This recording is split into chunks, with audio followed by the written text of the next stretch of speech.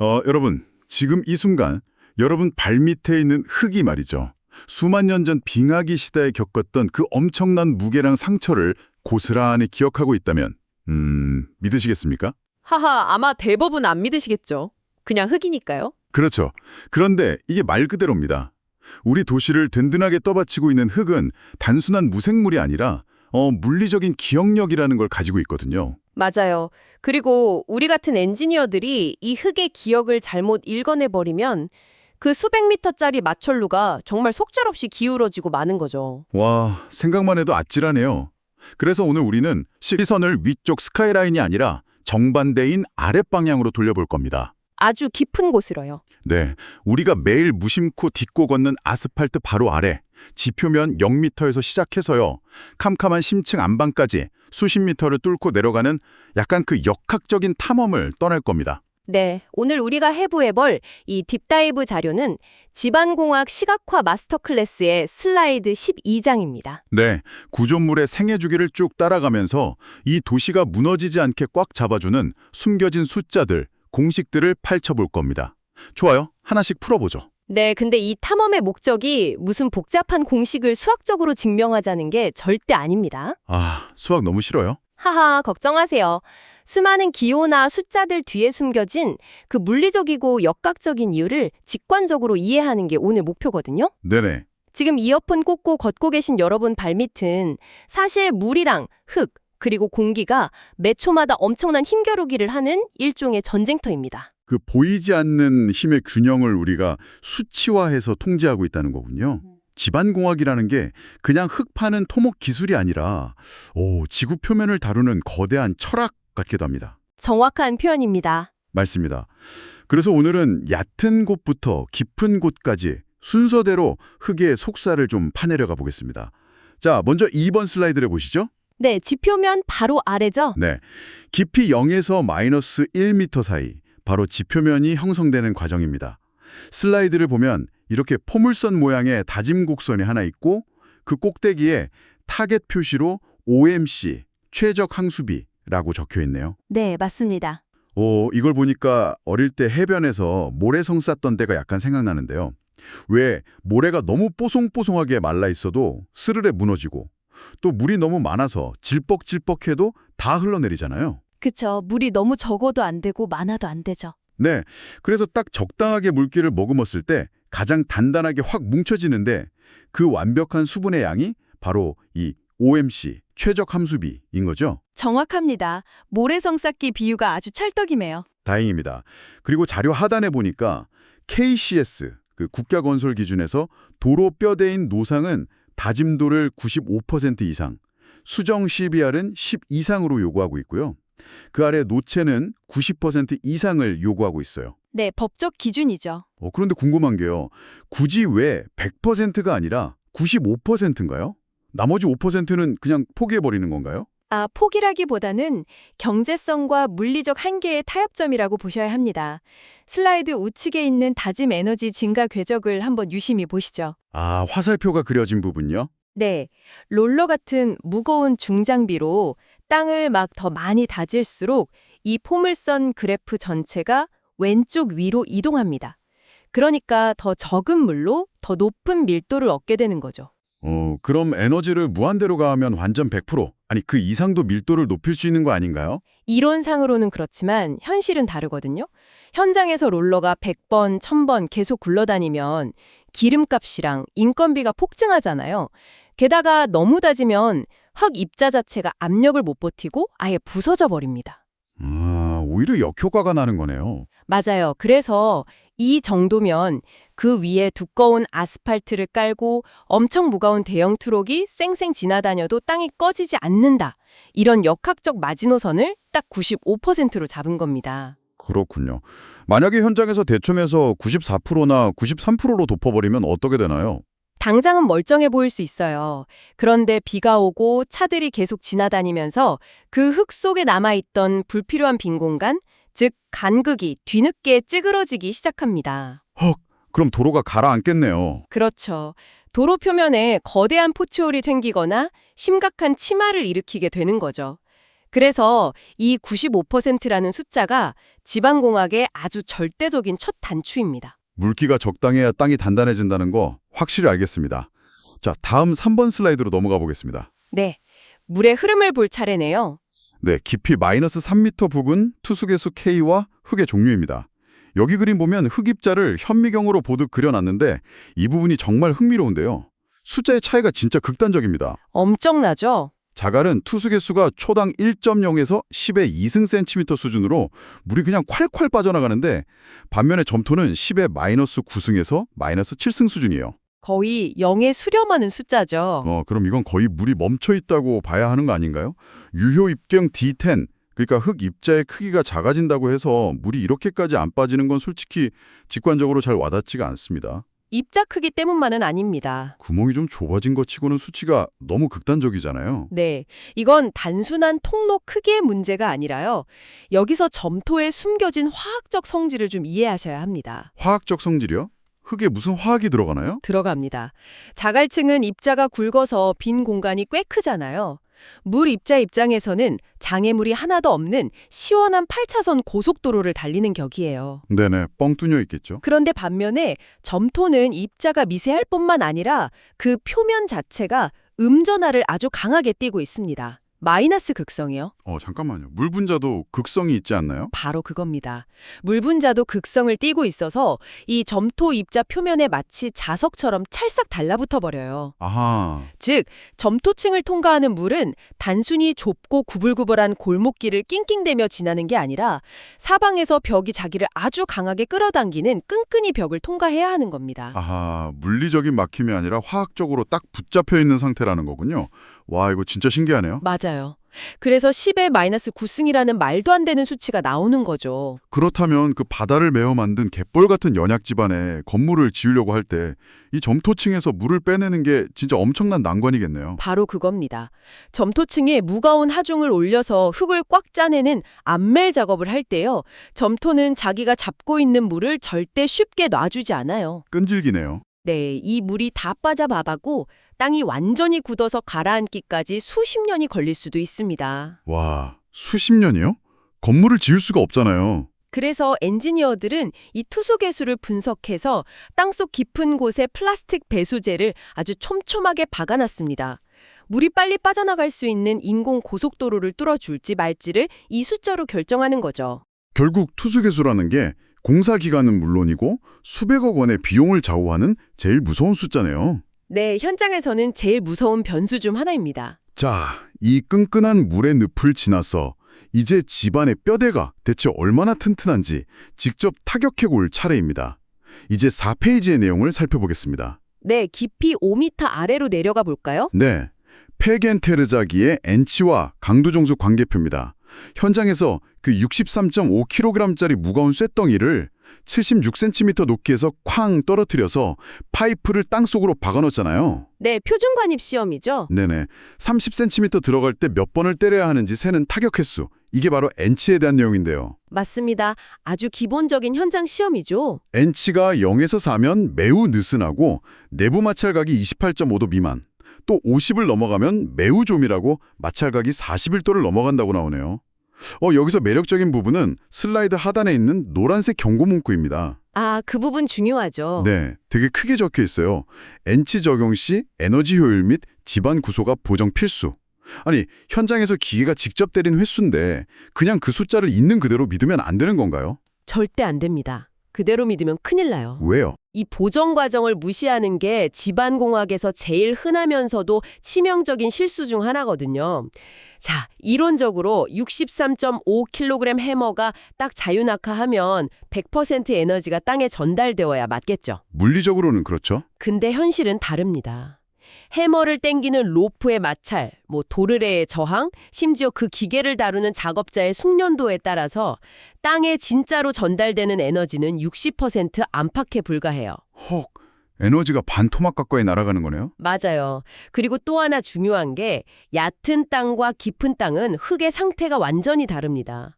지하 깊은 곳에 있는 모래는 위에서 누르는 흙의 어마어마한 무게, 그러니까 구속압 때문에 억지로 꽉 뭉쳐진 척을 하고 있거든요. 아, 억지로 뭉쳐진 척이요? 네. 그래서 똑같은 N치가 20이 나왔더라도 위에서 안 누르고 있는 얕은 곳의 흙이 본질적으로는 훨씬 더 튼튼한 겁니다.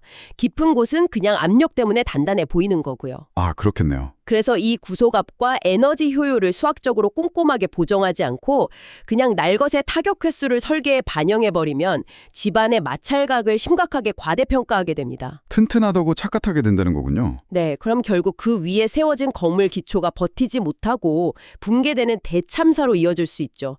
아, 그리고 슬라이드 보니까 점성토의 일축 압축 강도 기준도 같이 나와 있는데 점토도 N치로 어느 정도 굳기를 가늠할 수 있다는 게 포인트입니다. 기계가 찍어주는 숫자 이면에 있는 에너지 손실이랑 압력까지 다 계산해야 하다니 엔지니어링이 진짜 정교하군요. 숫자의 속뜻을 아는 게 기술이거든요.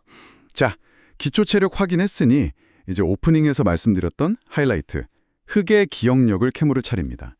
계속해서 깊이를 더해 5번 슬라이드를 보시죠. 네, 킴비포 구간입니다. 네, 여기 과안밀비, 즉 OCR과 안밀 상태를 나타낸 아주 복잡해 보이는 로그 스케일 그래프가 그려져 있고요.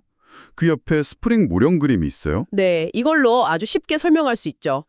아니, 근데 무생물인 흙이 과거의 스트레스를 대체 어떻게 기억한다는 건지, 이 메커니즘이 구체적으로 어떻게 작동하는 건가요? 뇌가 있는 것도 아니고. 네, 뇌 대신 뼈대 구조가 바뀌는 건데요. 흙을 커다란 스펀지라고 한번 상상해 보십시오.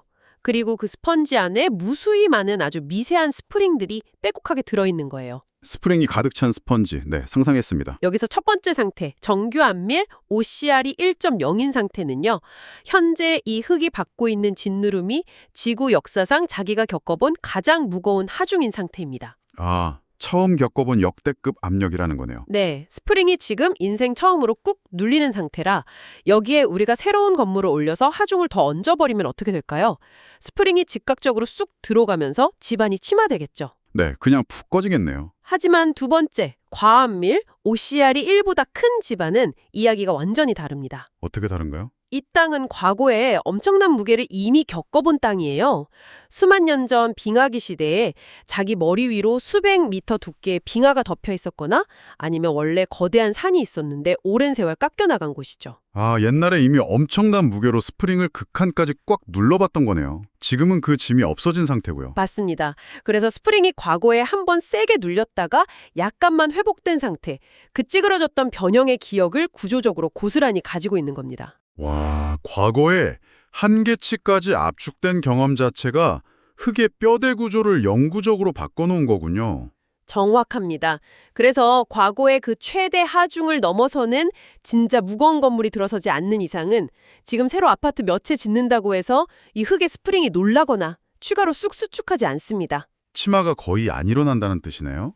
그렇죠. 이미 겪어본 고통이니까요. 그래서 엔지니어들은 이 원리를 거꾸로 이용해 프리로딩이라는 마법을 부립니다. 프리로딩이요? 네, 늪지대처럼 막 푹푹 빠지는 연약 집안에다가 우리가 앞으로 지을 건물 무게보다 훨씬 더 무거운 흙더미를 공사 전에 몇 달간 미리 쫙 쌓아두는 거예요. 강제로 흙의 스프링을 미리 꽉 눌러버리는 거죠. 아, 일부러 먼저 때려서 적응하게 만드는 거군요. 네, 그 후에 쌓아둔 흙을 싹 걷어내면 이 연약했던 집안은 인공적으로 과안밀 상태가 됩니다.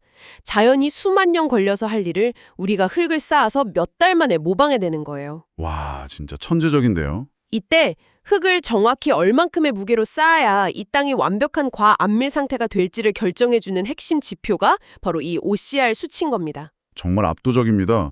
자연의 역사를 인공적으로 조작해서 안전을 확보하다니요. 자, 흙이 아래로 짓누르는 힘을 버텼으니 이제 흙이 옆으로 팽창하려는 그 옆으로 미는 힘을 막아내는 과정입니다. 6번 슬라이드를 보시죠. 네, 측면 토합 이야기네요. 원 집안의 완전한 구속, 정지 토합 계수 K0입니다. 육면체 흙 요소에 사방에서 화살표가 꾹꾹 누르고 있고 변이 허용 안 됨이라고 아주 굵게 적혀 있네요. 네, 제로 레트럴 스트레인이죠. 공식을 보니까 사질토는 JLK식인 1-사인 파이를 쓰고 점성토에는 슈미트식이 소개되어 있어요. 그런데 흙이 옆으로 밀어내는 힘을 굳이 왜 이렇게까지 복잡하게 구해야 하는 건가요? 그냥 대충 미는 거 아닌가요? 이게 아까 우리가 배운 흙의 기억력, OCR을 여기에 대입해보면 그 이유가 아주 명확해집니다. 아, 여기서도 연결이 되나요? 네. 과합밀 점성토의 슈미트식을 한번 자세히 보세요. 정규합밀 상태의 정지토합 계수에 루트 OCR을 곱해주게 되어 있죠. 이걸 더 큰 그림과 연결해보면 무슨 의미냐면요. 네네.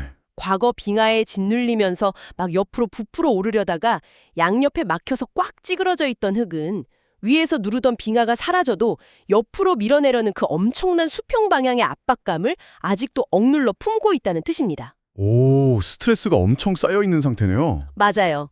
만약 이 상태에서 우리가 땅속 깊은 곳에 지하철 박스나 터널 라이닝 같이 절대 옆으로 휘어지지 않는 단단한 강성 구조물을 짓는다면 어떻게 될까요? 글쎄요? 벽이 버티겠죠? 일반적인 흙막이 벽체처럼 미세하게라도 뒤로 약간 물러나주면 흙의 압박감이 훅 풀릴 텐데 강성 구조물은 꼼짝도 안 하잖아요. 그러니까 흙이 수만 년 동안 품고 있던 그 100%의 무시무시한 수평 응력이 콘크리트 벽체에 고스란히 빡 꽂히는 겁니다. 와, 벽이 물러서질 않으니까 그 화풀이를 벽에다 다 하는 거군요. 이거 예측 못하면 콘크리트가 터져버리겠는데요? 네, 그냥 터져버립니다. 그래서 K0를 아주 정밀하게 설계해야 하는 거죠. 꼼짝 안 하는 벽체는 흙의 분노를 그대로 견뎌야 한다는 거 확실히 이해했습니다. 그렇다면 우리가 지하를 막 파내려갈 때 임시로 세우는 가시설 벽체는 상황이 좀 다를까요? 이어서 7번 슬라이드입니다. 그런데 이게 제가 아는 물리 상식이랑 너무 달라요. 원래 물의 압력, 수압 같은 건 깊어질수록 수압이 커지니까 삼각형 형태로 점점 커지잖아요. 그렇죠. 수압은 깊이에 비례하죠. 그런데 이 슬라이드를 보면 사질토는 위에서 아래까지 직사각형 모양으로 아주 일정한 압력을 받고요. 점토는 가운데가 볼록하게 튀어나온 사다리꼴 모양입니다. 흙도 깊어질수록 무거워질 텐데 왜 벽이 받는 힘은 아래쪽이 더 작아지거나 내내 일정한 건가요? 흙한테는 물리법칙이 안 통하는 건가요? 하하, 물리법칙을 무시하는 게 절대 아니고요. 이건 흙 입자들만의 독특한 생존 본능, 전문 용어로 아칭 효과가 발동한 결과입니다. 아칭 효과요? 아치형 다리 할 때 그 아치인가요? 네, 맞습니다. 모래시계를 한번 떠올려 보세요. 윗부분에 그 수많은 모래가 아주 좁은 구멍으로 떨어질 때 구멍 바로 위에서 입자들끼리 막 서로 맞물리면서 보이지 않는 둥근 아치, 그러니까 돔 형태를 스스로 형성합니다. 아, 엉겨붙는 거네요. 네, 그래서 아래로 쏠리는 엄청난 무게를 양옆 유리벽으로 싹 분산시켜 버리는 거예요. 흙을 파내고 가시설 벽체를 세운 뒤에 중간중간 강철 버팀목을 딱 대주면 무너지지 않으려는 흙 입자들이 서로 거칠게 꽉 맞물리면서 힘을 그 버팀목 쪽으로 재분배해버립니다. 와, 자기들끼리 돔을 만들어서 힘을 옆으로 빼버리는 거군요. 맞아요. 그래서 깊어진다고 아래쪽 힘이 무조건 계속 커지는 게 아니라 이 아치 구조를 통해 흙 전체가 하중을 스스로 버텨내면서 벽체에 전달되는 힘의 모양을 직사각형이나 사다리꼴로 바꿔버리는 겁니다. 진짜 똑똑하네요, 흙이. 다만 조심해야 할 게 있습니다. H파일처럼 낭창낭창하게 잘 휘어지는 벽이냐 아니면 지하연속벽처럼 콘크리트로 돼서 아주 뻣뻣한 벽이냐에 따라 벽이 휘는 정도가 완전히 다르거든요. 아까 강성 구조물 이야기할 때처럼요? 네, 이 강성의 차이를 무시하고 그냥 이팩의 경험식이 편하다고 맹목적으로 가져다 썼다간 중간 버팀목이 구부러지면서 연쇄적으로 무너지는 붕괴 사고가 일어날 수 있습니다. 실무적으로 아주 주의해야 하는 부분이죠. 흙입자들이 스스로 돔을 만들어 힘을 분산시킨다니 진짜 경이롭습니다. 자, 이제 임시 가시설을 넘어 영구적인 구조물의 안전을 평가해 볼까요? 이제 8페이지의 내용을 살펴보겠습니다. 네, 깊이 20m 아래로 가보죠. 옹벽 구조물의 최소 안전율입니다. 영구 옹벽이 무너지지 않기 위한 기준치인데요. 옹벽이 앞으로 꼬꾸라지는 전도 파괴는 안전율 2.0 이상, 바닥에서 축 미끄러지는 활동 파괴는 1.5 이상으로 되어 있습니다. 네, 아주 기본적인 기준이죠.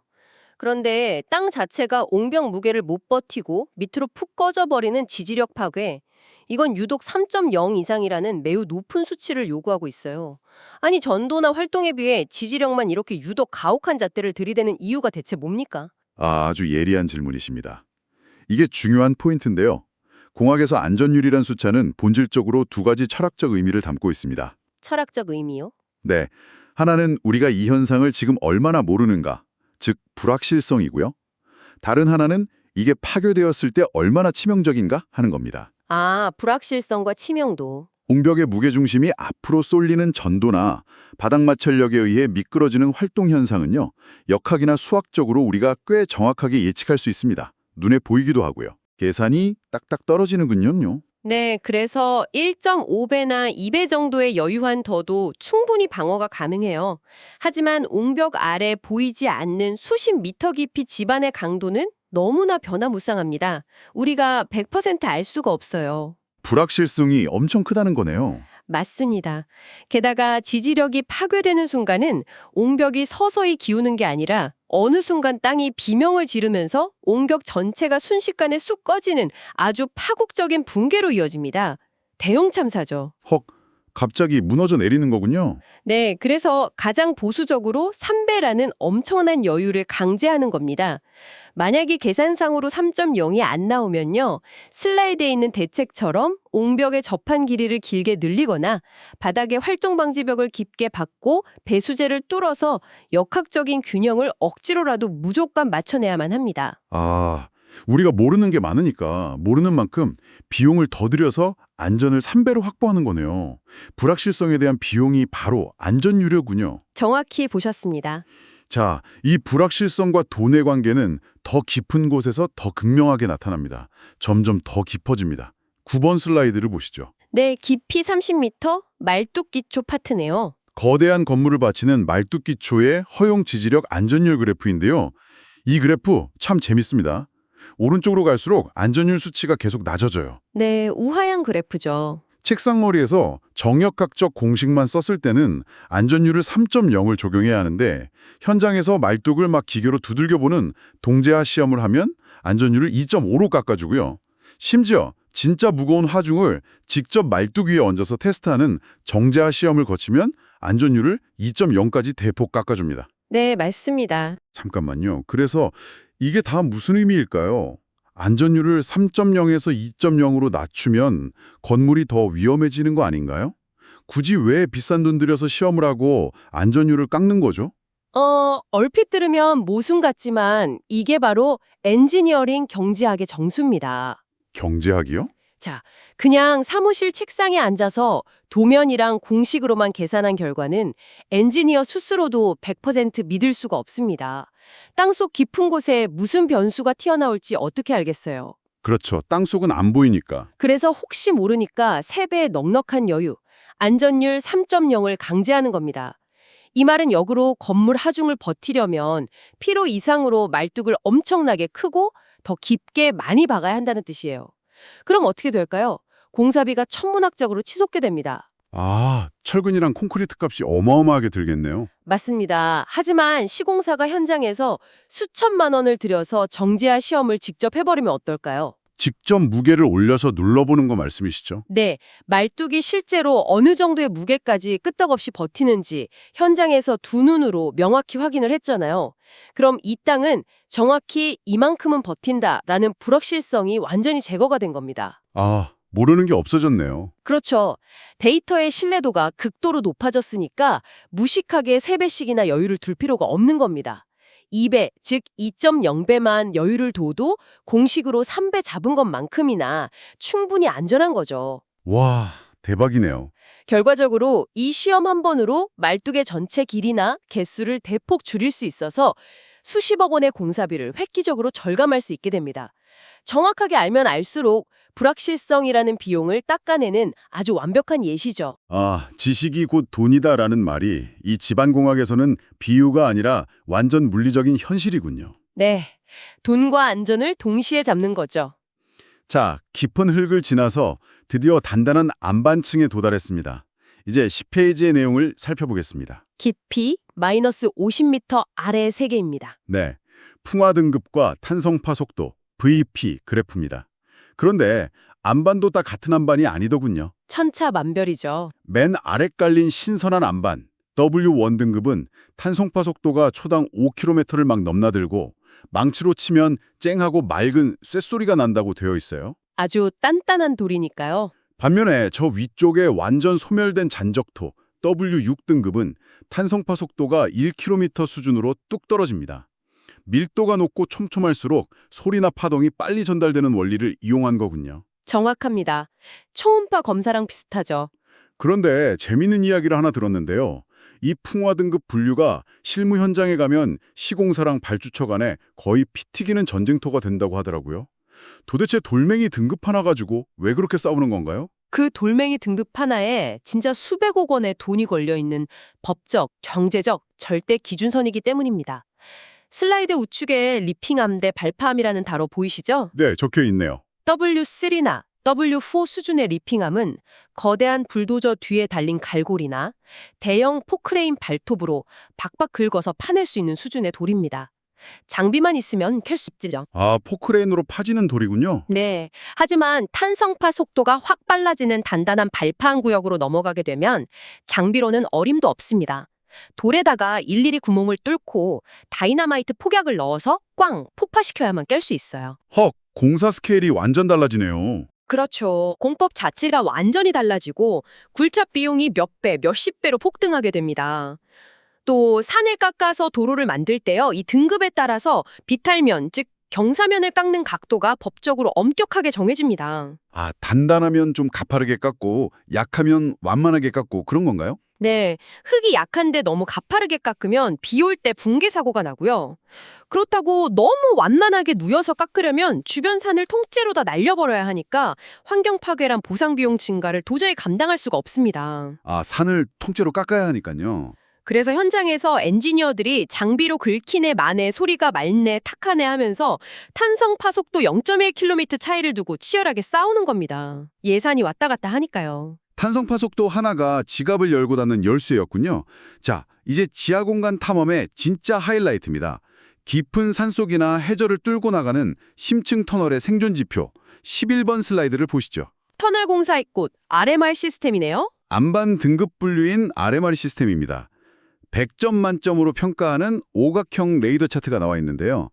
암석 자체의 강도, 불연속면의 간격, 상태, RQD라는 암질 지수, 그리고 지하수 상태까지 이렇게 5가지를 채점하게 되어 있어요. 네, 터널 막장에서 매번 평가하는 항목들이죠. 그런데 우측에 있는 터널 자립시간, 스탠드업 타임 결과값이 정말 충격적입니다. 숫자가 좀 무섭죠. 네, 똑같은 폭 10m짜리 터널인데도 R 등급, 제일 좋은 안반은 아무 보강 없이도 10년 가까이 버틴다고 나오는데 V 등급, 제일 안 좋은 안반은 교폭 1m를 뚫었는데도 30분 만에 터널 전체가 와르르 무너진다고 나와 있어요. 30분이면 진짜 순식간이죠. 아니, 바위의 강도나 틈새 같은 건 이해를 하겠는데요.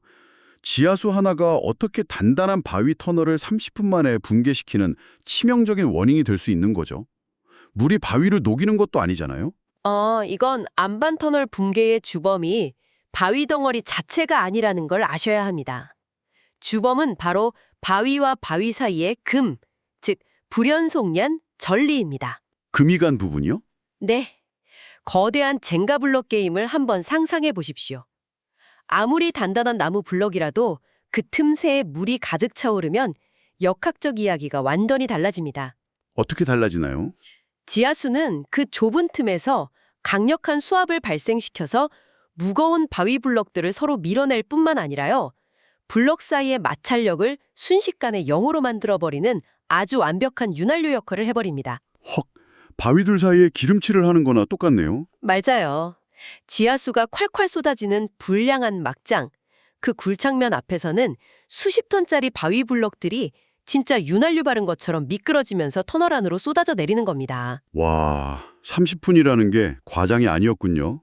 네, 그래서 엔지니어들은 막장을 파자마자 RMR 점수를 즉시 계산해서 총각을 다툽니다.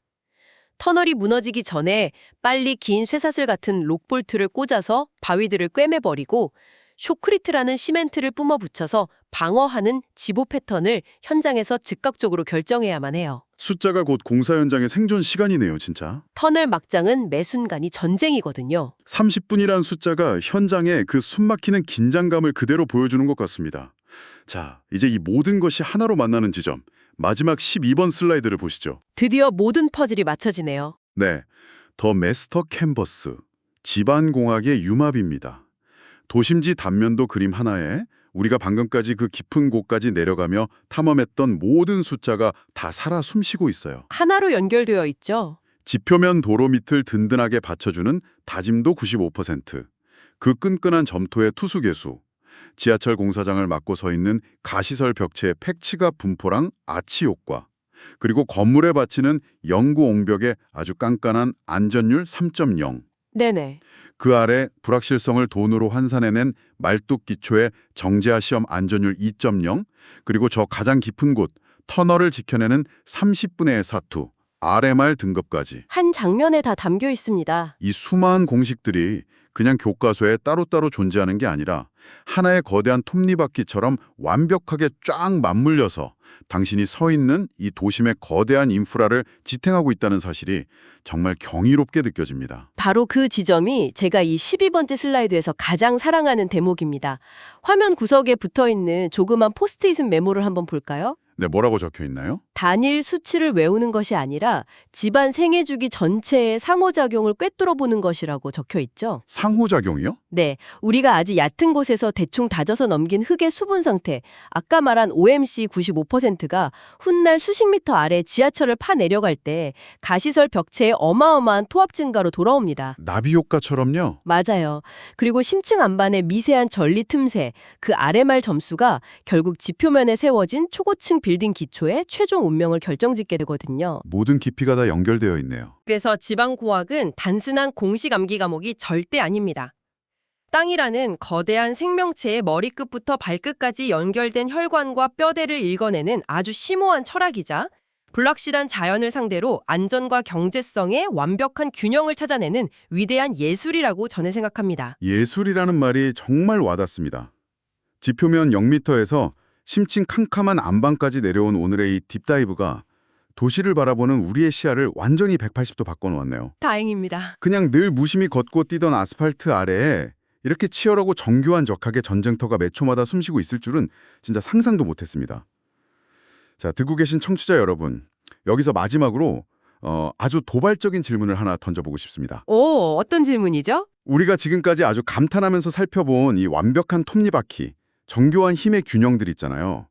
이거 결국 현재의 기후와 환경을 기준으로 계산된 값들이잖아요. 오, 그렇죠. 설계 당시의 지하 수위나 강수량을 기준으로 한 거죠. 그런데 말입니다.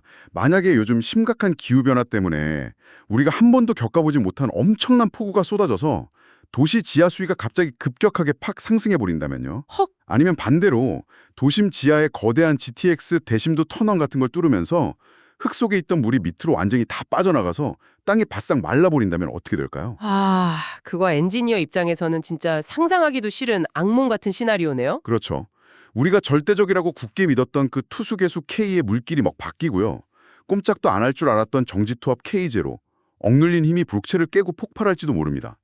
그리고 무엇보다 수만 년을 버텨왔던 흙의 기억력, 그 오시아 스프링이 물이 빠지면서 도미노처럼 툭툭 튕겨져 나가버릴지도 모르잖아요. 역학적 균형이 완전히 붕괴되는 지점이죠. 그렇다면 현재 이 정교한 수치들 위에 너무나 당당하게 솟아있는 우리 도시의 수많은 마찰로 그리고 복잡한 지하 인프라 구조물들은 새롭게 재편되는 이 낯선 힘의 균형 앞에서도 과연 지금처럼 굳건하게 버텨낼 수 있을까요? 정말 묵직한 숙제네요. 우리 세대 엔지니어들이 반드시 풀어야 할 과제이기도 하고요. 네, 내일 아침 출근길에 무심코 아스팔트를 밟으실 때 여러분 땅속 깊은 곳에서 지금도 조용히 치열하게 숨쉬고 있는 그 거대한 집안 공학의 톱니바퀴들을 꼭 한번 떠올려 보시길 바랍니다. 든든하게 받쳐주고 있으니까 너무 걱정은 마시고요. 하하, 네. 오늘의 딥다이브 탐험은 여기까지입니다. 여러분의 발밑 세상이 이전과는 전혀 다르게 새롭게 느껴지시길 바라며 저희는 다음 시간에 더 흥미롭고 깊이 있는 주제로 찾아뵙겠습니다. 감사합니다. 감사합니다.